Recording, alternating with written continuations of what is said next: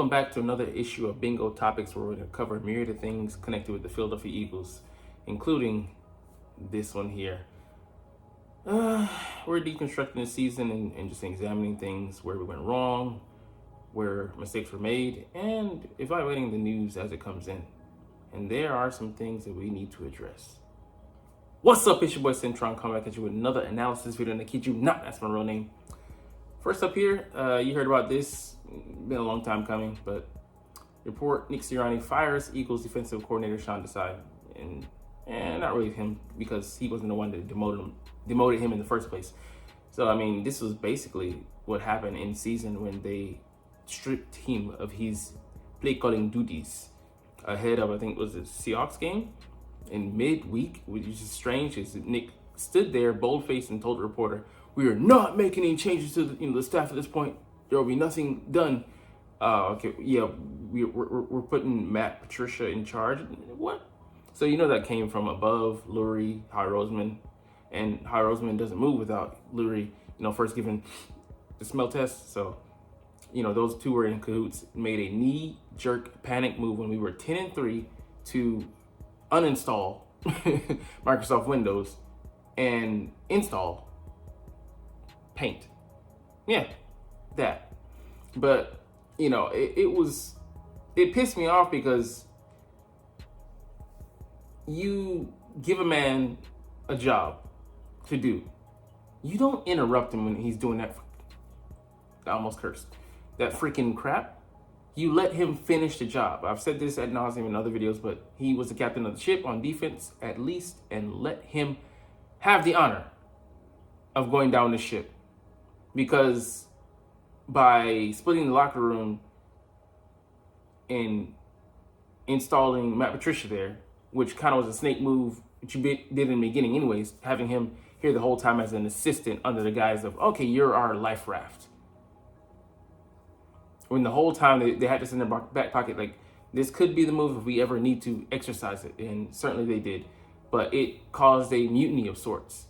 Not consciously, but I would say subconsciously in the players, that, like, you guys have given up on us, so we're going to give up on you. And like I said, I think guys were giving effort out there, but they didn't look like they were in it. Their heart was in it. And it's tough when you've been you've been shafted by your own fucking team, given the middle finger, so to speak, and told, hey, learn different verbiage, do these things a different way, follow someone else's vision in the middle of the fucking season when you're not 7-7, you're not 4-9, you're goddamn 10-3, and you still have a chance to clinch a number 1 seed at this point. So continue fighting. If it's terrible, if it ends in a result that you don't like, fine. But it ended up getting worse. You exacerbated the problem. You made it 10 times worse. And even then, you had a chance to redeem it yourself, because we had a chance going into the playoff game. Okay, just reset. We're 0-0. Reinstall Microsoft Windows. Put Sean Desai back on the throne. And you refused to do that. Even when you objectively knew that it was the better option than rolling with the sample size that you saw from Matt Patricia against league bottom feeders, the Arizona Cardinals, the Giants twice, the Seahawks, who weren't hot stuff. You saw how we performed against them. Went 1-4 in that stretch. And you decided to keep going in that direction? If that's not quitting, I don't know what it is. If that's not throwing in the towel, giving away the season, I don't know what it is. Because it was just your pride not allowing you to put this man back where he was supposed to be, coaching these guys. But no. That would have been a backpedal that was too far out of reach for the cornerback known as the Philadelphia Eagles franchise management. So you decide to sacrifice to Moloch or whoever, Astrid or whatever godless god you pray to this season. Put it on the altar and just bleed it out. I mean, that was ridiculous. So this man did not deserve this.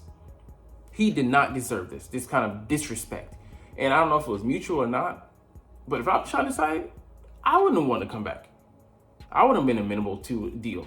hey, pay me for the next whatever 4 or 5 years or whatever it is, 3 or 4 years that you have left on my contract. Let me get the fuck up out of here. You tarnished this man's name around the league. You snatched the proverbial paper out of his hand while he was reading it, disrespected him in front of the nation, and made him seem incompetent. There's no taking that back. Like I said in the video yesterday and in previous videos, if I'm a defensive coordinator, where's my salt? Why the fuck would I want to come here and you do this to a man, he wasn't a seasoned veteran, a defensive coordinator, co-defensive coordinator with the Seahawks, and then 1 year with the Bears, in which he had a pretty decent DVOA, given what he was given on offensive side. They handicapped, those two go hand in hand. If you're going 3 and out, that's going to make my job harder as a defensive coordinator. So I don't like how this went down at all. It left a very bad taste in my mouth, and it kind of took away some hope for me that we can bring in someone that isn't going to be a puppet on this side as well. Because Sean Desai, he wasn't a puppet, but he was a company man. He told the line. He didn't make a fuss, didn't complain about it publicly. Took it on the nose like a champ. And I don't know if we'll ever hear the story from him, but you can't do that ever. So let's move on, man. And on to a guy that will be here, most likely. Eagles news, all signs point to Nick Sirianni staying. So most likely he's amenable to the changes that during the meeting he had with Jeffrey Lurie to lay out the vision for how to continue forward going into 2024 and beyond, because it can't just be just a 1 year thing with the owner of the team. But obviously they're going to make some big defensive changes. We just pointed to one, and I don't know who's going to be back, if anybody, on that defensive side, position coaches and hell, even the strength and training guy might be out the door. So okay, that's a given. But on offense, how will they look different? Are they going to retain Brian Johnson? Because we're keeping him, just not holding him hostage, because if he gets hired, hey, that's 2 third-round picks you could have. So he's just kind of a PR. I won't say that word, but a PR show thing as of the moment, and they're just here for the reward card. That's it. So we don't know, but I gotta believe that him talking with Lurie, he's like, okay, well, we got to bring in an actual scheme system, or how do you correct? You can't just blindly point to 2022 because you didn't show any adjustments, any signs of life, so to speak, in regards to you being able to change things. Because 2023, you had it wasn't just a handful of games, it was the whole season. That's their sample size they're looking at, and it was just ineptitude. They can't run with, the things being as they are, status quo. You have to change something. So what tweaks will be made? Will an offensive coordinator, veteran, be brought in, or be someone, most likely someone else they can control, so not really a strong character. But the scheme is what I'm really looking at. And it might be, even then, they get rid of Nick Sirianni, he'll just be the scapegoat for Howie and Jeffrey. Until they change their modus operandus, things are going to remain the same. We're going to have spotty success, and we're not going to be able to sustain things over the course of what should be 3 to 5 years, a good track for a coach to lay down his roots, establish a program, and then he goes deeper than that, set the culture, and if you're not allowed to do that because of, hey, we'll give you the resources and all that, have all that at your disposal, but we're not going to let you change this. This is fundamentally what we want to do. We'll see, because there's some reason to believe, because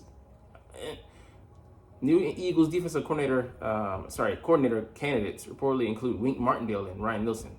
Now, this one has got my antennas up, because this guy here, we saw what he did against us both weeks. I think week 16 and week 18 against the Giants. He's the guy who's the third Rex Ryan brother, who he isn't, but He's a disciple of the Rex Ryan coaching tree, and was the Ravens coach previously. I don't know why they let him go. Had some pretty good defenses there. I would say, if not borderline great defenses.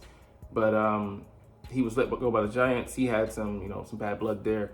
They let go of some of his staff, one of his right-hand men on defense, and he couldn't let that slide, his assistant. So a loyal guy, and he's not going to be a puppet. So that's also a problem for me with them bringing him in. Like, I don't believe they're actually serious about this. This is just them kind of seeing, what kind of character he is and what he has to bring to the table. But window shopping nonetheless. I mean, if they brought him in, I'd be shouting for joy, because philosophically, he's a blitz heavy guy.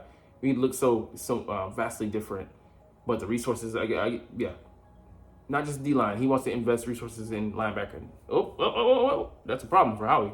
We don't put money in linebacker, son. We don't value that position. So, for me, this one would be more in line with what I would be thinking that they would go.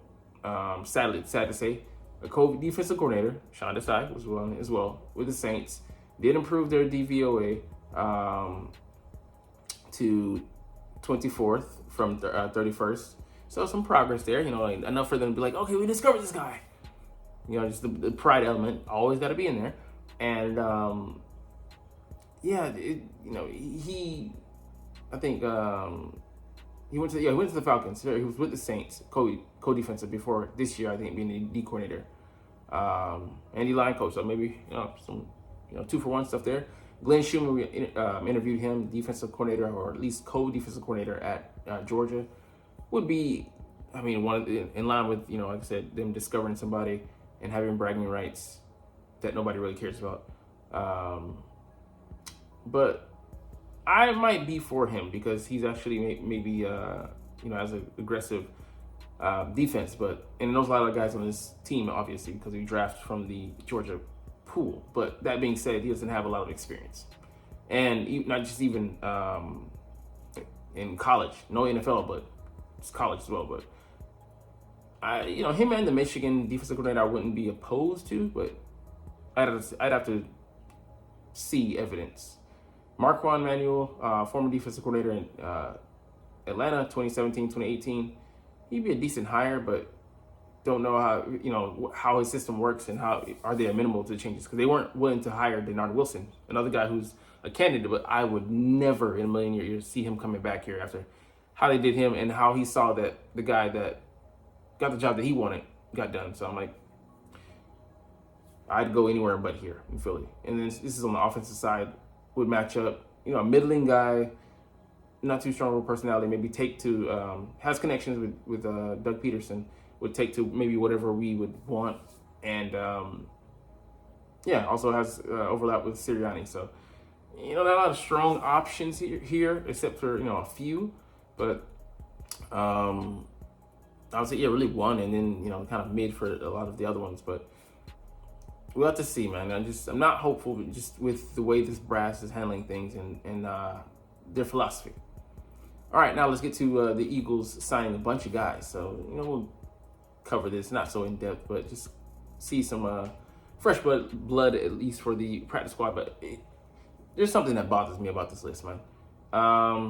A bowling ball guy that we'll never use, cool. 6'1", 239. This is like what we need. We need rare speed, rare talent. Guys that are huge, guys that have some speed, and of course potential. 6'1", 239 receiver, or he could be a tight end.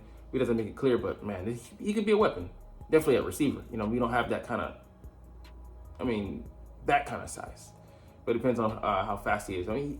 He ran like a 4.5. He's a decent guy, but how is he with the route running? Obviously, this guy, we paid him like the most money out of the rookie free agents last year.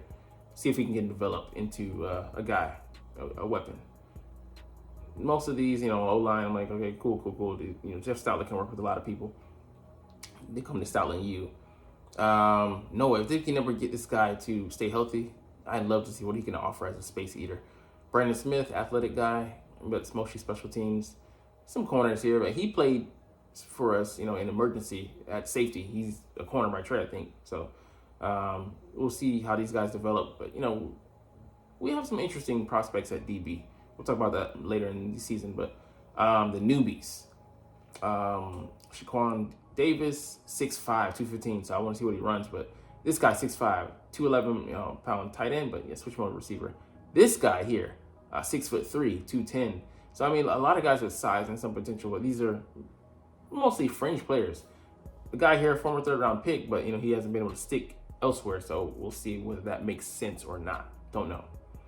But we're gonna wrap up the video there, man. Just a lot of things to talk about and a lot of things to consider. We have the time, so we're gonna dive into it. Anyways, you're not even watching though, but it's all good because I love making these videos. I love talking about the Eagles, ride or die, whether we win or lose. But anyways, like I said, we're gonna chunk the deuces. But as always, it's fly Eagles fly, and let's motherfucking go.